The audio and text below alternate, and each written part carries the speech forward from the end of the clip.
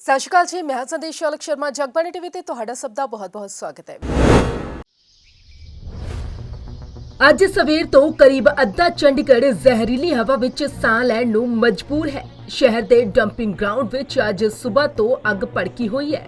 ਅਜਿਹੇ ਵਿੱਚ ਪੂਰੇ ਸ਼ਹਿਰ ਵਿੱਚ ਜ਼ਹਿਰੀਲਾ ਧੂਆਂ ਫੈਲ ਰਿਹਾ ਹੈ। ਸੈਕਟਰ 24 ਵਿੱਚ ਜੱਜਾਂ ਦੀ ਕੋਠੀ ਦੇ ਵੱਲ ਵੀ ਇਹ ਧੂਆਂ ਫੈਲ ਰਿਹਾ ਹੈ। ਡੱਡੂਮਾਜਰਾ ਸੈਕਟਰ 38 ਅਤੇ ਨੇੜਲੇ ਅਨੇਕਾਂ ਸੈਕਟਰਾਂ ਦੇ ਲੋਕਾਂ ਦੇ ਲਈ ਸਾਹ ਲੈਣ ਵਿੱਚ ਵੀ ਦਿੱਕਤ ਮਹਿਸੂਸ ਹੋ ਰਹੀ ਹੈ। ਲੋਕਾਂ ਦਾ ਇੱਥੇ ਦਮ ਘੁੱਟ ਰਿਹਾ ਹੈ। ਘਰਾਂ ਦੇ ਅੰਦਰ ਵੀ ਇਹ ਧੂਆਂ ਆ ਰਿਹਾ ਹੈ। ਕਈ ਕਿਲੋਮੀਟਰ ਤੱਕ ਧੂਆਂ ਉੱਡਦਾ ਨਜ਼ਰ ਆ ਰਿਹਾ ਹੈ। ਅਜਿਹਾ ਕਿਹਾ ਜਾ ਰਿਹਾ ਹੈ ਕਿ ਮੰਗਲਵਾਰ ਦੀ ਰਾਤ 1:30 ਵਜੇ ਅੱਗ ਲੱਗੀ ਸੀ, ਜਿਸ ਤੇ ਹਾਲੇ ਤੱਕ ਕਾਬੂ ਨਹੀਂ ਪਾਇਆ ਜਾ ਸਕਿਆ। ਜਾਣਕਾਰੀ ਲਈ ਦੱਸ ਦਈਏ ਕਿ ਇਸ ਤੋਂ ਪਹਿਲਾਂ ਵੀ ਬੀਤੇ ਸਾਲ ਫਰਵਰੀ ਅਤੇ ਮਾਰਚ ਵਿੱਚ ਡੰਪਿੰਗ ਗਰਾਊਂਡ ਵਿੱਚ ਭਿਆਨਕ ਅੱਗ ਲੱਗੀ ਸੀ। ਕਈ ਕਿਲੋਮੀਟਰ ਦੇ ਦਾਇਰੇ ਵਿੱਚ ਇਹ ਅੱਗ ਫੈਲ ਗਈ ਸੀ। ਮਾਰਚ ਮਹੀਨੇ ਵਿੱਚ ਡੰਪਿੰਗ ਗਰਾਊਂਡ ਸਮੇਤ ਕਚਰਾ ਨਿਯੰਤਰਣ ਪਲਾਂਟ ਵਿੱਚ ਇਹ ਭਿਆਨਕ ਅੱਗ ਲੱਗੀ ਸੀ। ਫਾਇਰ ਬ੍ਰਿਗੇਡ ਦੀਆਂ ਕਈ ਟੀਮਾਂ ਨੇ ਘੰਟਿਆਂ ਦੀ ਮਸ਼ੱਕਤ ਤੋਂ ਬਾਅਦ ਅੱਗ ਤੇ ਕਾਬੂ ਪਾਇਆ ਸੀ। ਉਧਰ ਟਿੱਪਰਾਂ ਦੀ ਮਦਦ ਨਾਲ ਮਿੱਟੀ ਪਾ ਕੇ ਡੰਪਿੰਗ ਗਰਾਊਂਡ ਦੀ ਅੱਗ ਨੂੰ ਕਾਬੂ ਕਰਨ ਦੀ ਕੋਸ਼ਿਸ਼ ਕੀਤੀ ਗਈ ਸੀ। ਜਗਬਾਣੀ ਟੀਵੀ ਚੰਡੀਗੜ੍ਹ ਦੇ ਲਈ ਭਗਵਤ ਸਿੰਘ ਦੀ ਰਿਪੋਰਟ।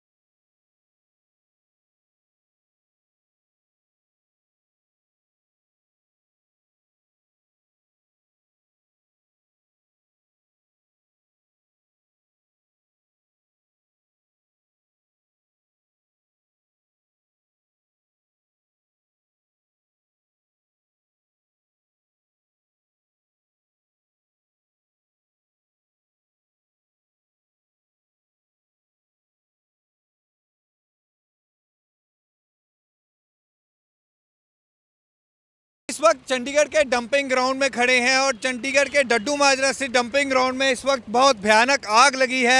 आप देख सकते हैं कि डड्डू माजरा के डंपिंग ग्राउंड के आसपास आपको धुआं ही धुआं नजर आएगा। इसको लेकर लगातार बातें कही जा रही थी कि हर बार ऐसा होता है कि यहाँ पर आग लगती है, लेकिन इस बार एक बार फिर भयानक आग लगी है।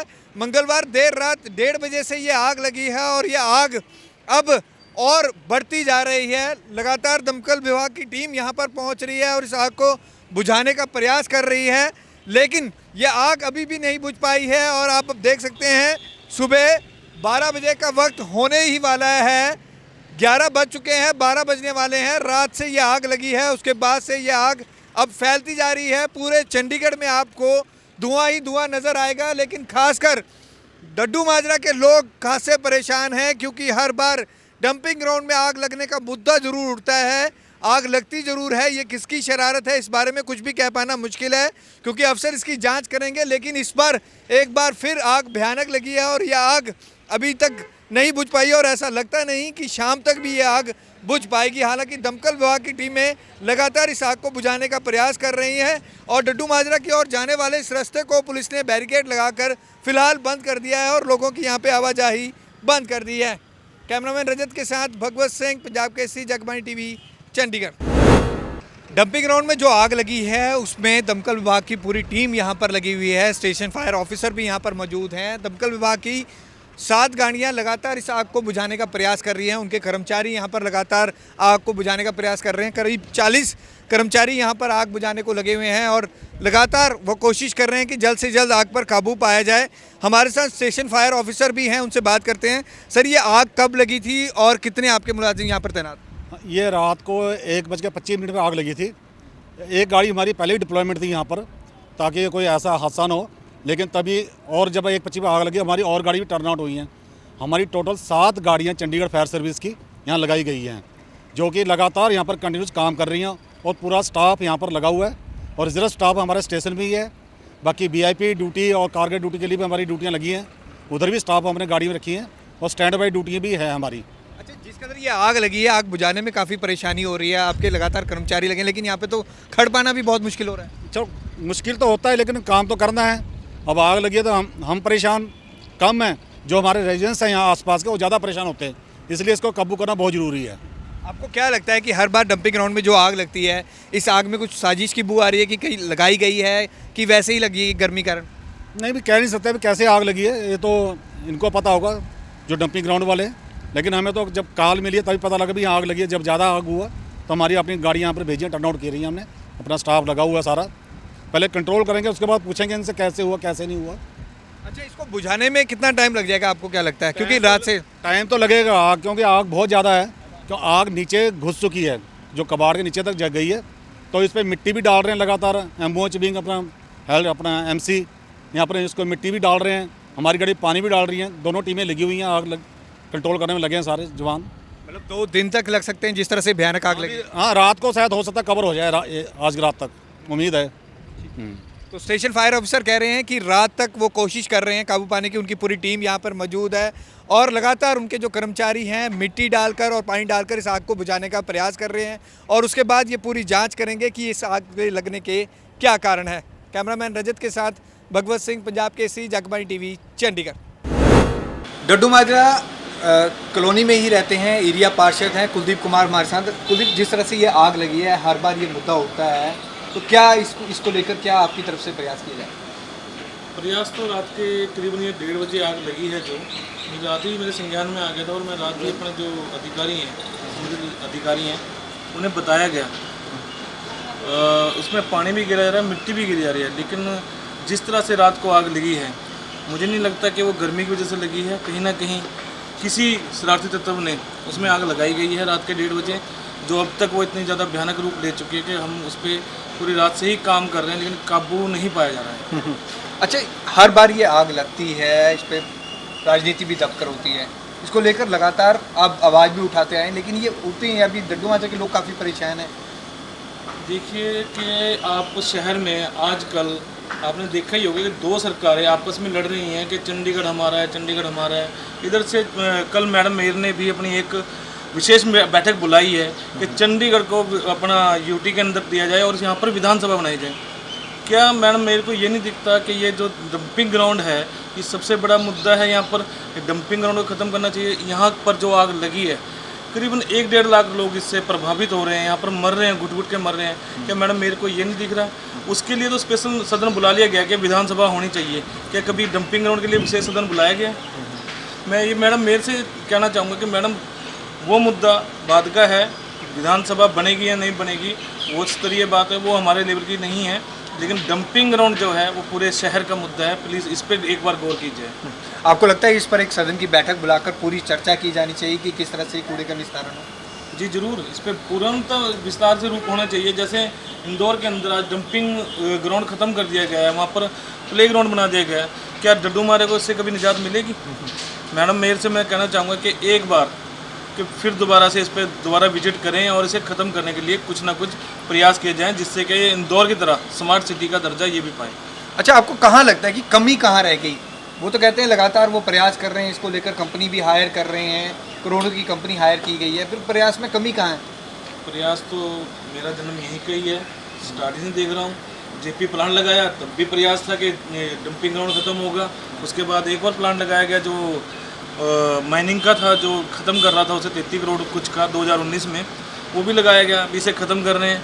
अब एक और प्लांट लगाने जा रहे हैं 77 करोड़ रुपए का।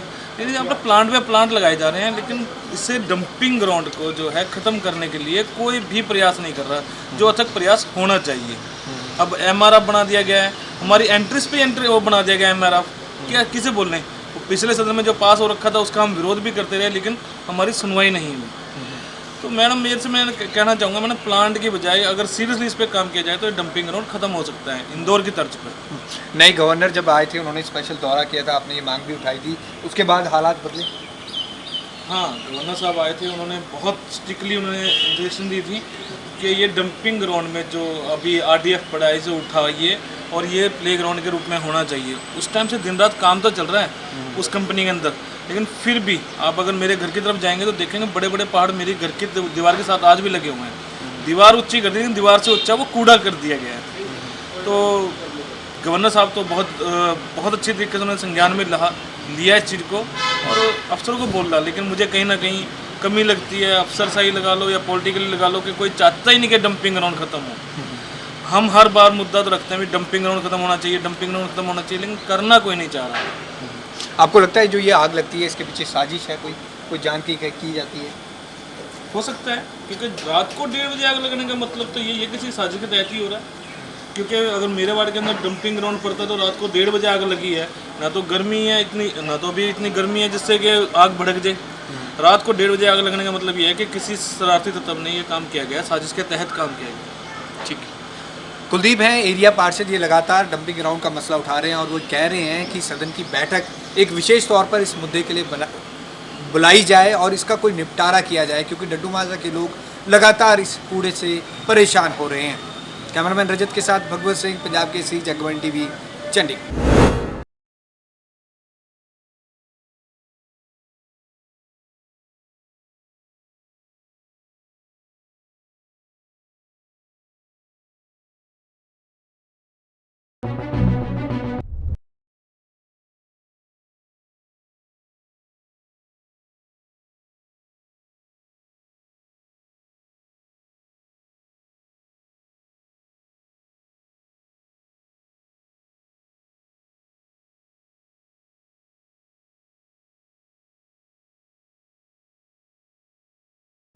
ਬਿਜਲੀ ਦੇ ਮੀਟਰ 'ਚ ਲੱਗੀ ਅੱਗ, ਪੈ ਗਿਆ ਰੋਲਾ। ਘਰ ਦੇ ਅੰਦਰ ਫਸੇ ਲਗਭਗ ਅੱਧਾ ਦਰਜਨ ਲੋਕ।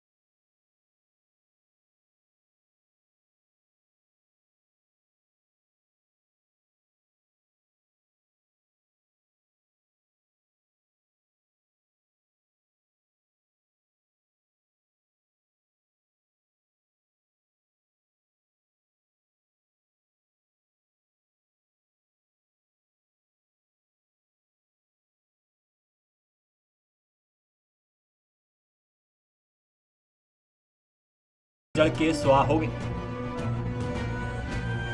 सर साहब, ये जो आज गंभीर सूचना थी, ये कितने बजे की है और क्या कुछ यहाँ पर पहुँच के मिला है? 1:42 ਤੇ ਸਾਨੂੰ ਫਾਇਰ ਦੀ ਸੂਚਨਾ ਮਿਲੀ। 1:12 ਤੇ ਸਾਨੂੰ ਫਾਇਰ ਦੀ ਸੂਚਨਾ ਮਿਲੀ। ਉਸ ਤੋਂ ਬਾਅਦ ਫੌਰਨ ਅਸੀਂ advance fire technology fire tender ਜਿਹੜਾ ਫਸਟ ਅਸੀਂ ਇਹੀ ਭੇਜਿਆ। ਉਸ ਤੋਂ ਬਾਅਦ ਸੈਕੰਡ ਮੈਸੇਜ ਮਿਲਿਆ ਵੀ ਅੱਗ ਜ਼ਿਆਦਾ, ਮੀਟਰਾਂ ਨੂੰ ਅੱਗ ਲੱਗੀ ਹੋਈ ਸੀਗੀ।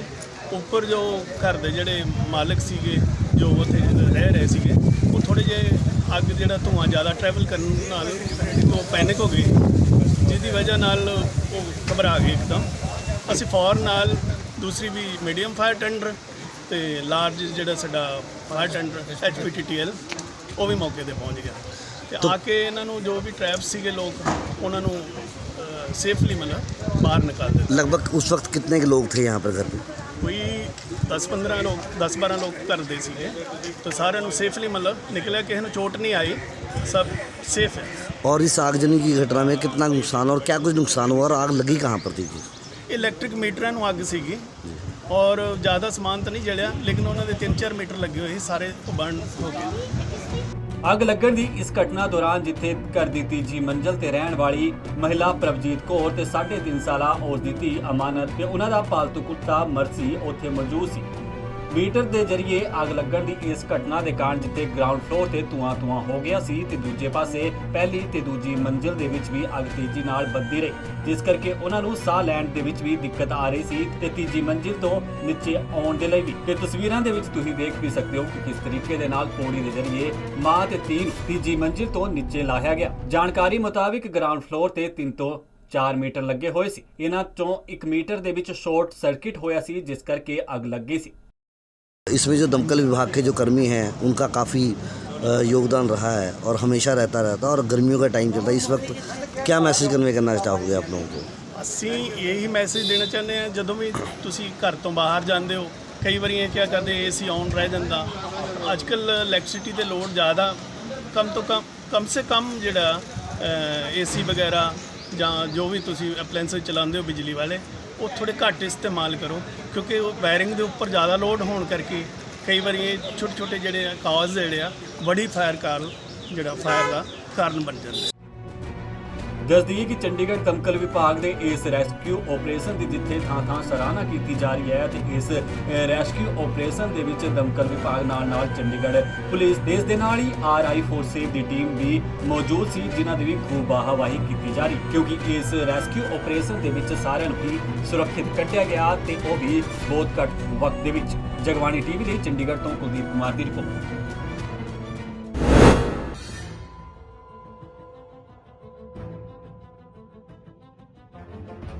ਇੰਡੀਅਨ ਆਰਮੀ ਜੋ ਸਰਹੱਦਾਂ ਉੱਤੇ ਰਹਿ ਕੇ ਸਾਡੀ ਰੱਖਿਆ ਕਰਦੀ ਹੈ, ਉਦੋਂ ਅਸੀਂ ਖੁਸ਼ੀ ਨਾਲ ਆਪਣੇ ਪਰਿਵਾਰ ਦੇ ਨਾਲ ਰਹਿ ਰਹੇ ਹੁੰਦੇ ਹਾਂ, ਹਰ ਤਿਉਹਾਰ ਖੁਸ਼ੀ ਨਾਲ ਮਨਾ ਰਹੇ ਹੁੰਦੇ ਹਾਂ। ਪਰ ਅੱਜ ਅਸੀਂ ਇੰਡੀਅਨ ਆਰਮੀ ਦੀ ਗੱਲ ਦੱਸਣ ਜਾ ਰਹੇ ਹਾਂ, ਜਿਸ ਨੂੰ ਲੈਟਰਿੰਗ ਕਰਨ ਦੇ ਵਿੱਚ ਕਾਫੀ ਦਿੱਕਤਾਂ ਦਾ ਸਾਹਮਣਾ ਕਰਨਾ ਪੈ ਰਿਹਾ ਹੈ। ਪੀੜਿਤ ਬੱਚੀ ਦੇ ਮਾਤਾ-ਪਿਤਾ ਕੋਲ ਇੰਨੇ ਪੈਸੇ ਨਹੀਂ ਹਨ ਕਿ ਉਹ ਇਸ ਦਾ ਇਲਾਜ ਕਰਵਾ ਸਕਣ। ਜਦੋਂ ਇਸ ਦਾ ਪਤਾ ਇੰਡੀਅਨ ਆਰਮੀ ਦੀ NGO ਨੂੰ ਚੱਲਿਆ ਤਾਂ ਉਹਨਾਂ ਨੇ ਤੁਰੰਤ ਬੱਚੀ ਦਾ ਪਤਾ ਲਗਾਇਆ ਤੇ ਉਸ ਨੂੰ ਸਮੇਂ ਰਹਿੰਦੇ ਚੰਡੀਗੜ੍ਹ PGI ਇਲਾਜ ਲਈ ਲਿਆਂਦਾ। ਉਧਰ ਬੱਚੀ ਦਾ ਇਲਾਜ ਕਰਵਾਉਣ ਆਏ ਪਿਤਾ ਨੇ ਸਾਰੀ ਦਾਸਤਾਨ ਦੱਸੀ। मेरी बच्ची का नाम है नेहा भगत, इसकी उम्र है सर 5 साल। इसको लेटरिन की जगह ब्लॉक थी सर, 2017 में इसकी ये पैदा हुई थी, 2017 से इसकी प्रॉब्लम चल रही थी। तो सर इसके ऑपरेशन आर्मी 17RR ने किया और साथ में इंजो कंपनी ने भी मदद की। मैं इनका बहुत बहुत तहे दिल से शुक्रिया अदा करता हूँ, 17RR का भी, इंजो कंपनी का भी, आर्मी का भी बहुत बहुत दिल से धन्यवाद करता हूँ। अभी मेरी बच्ची ठीक है, इसका ऑपरेशन हो गया है, अभी बच्ची मेरी ठीक है। ट्रीटमेंट में इसका ट्रीटमेंट हो चुका है सर। अब इसका अब ऑपरेशन लास्ट है या कल हो जाएगा सर, इसका ऑपरेशन अब कल लास्ट है। डॉक्टर कल सर ऑपरेशन कर देंगे इसका। बस सर 2 बच्चे हैं, एक लड़का है सर। अपने आप ही सपोर्ट किया आर्मी ने, हमने भी आर्मी को पता नहीं था पहले, जब उनको पता चला तो शुरू हो गए।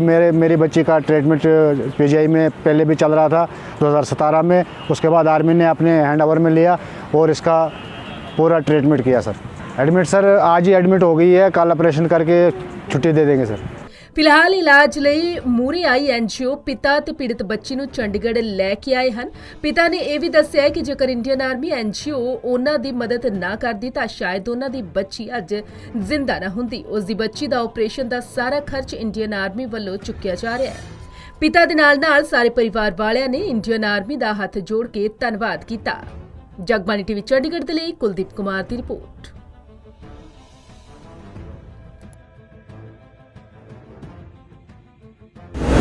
ਤਾਜ ਦੇ ਇਸ ਬੁਲੇਟਿਨ ਦੇ ਵਿੱਚ ਬਸ ਇੰਨਾ ਹੀ, ਫਿਰ ਹੋਵੇਗੀ ਮੁਲਾਕਾਤ। ਸਤਿ ਸ਼੍ਰੀ ਅਕਾਲ।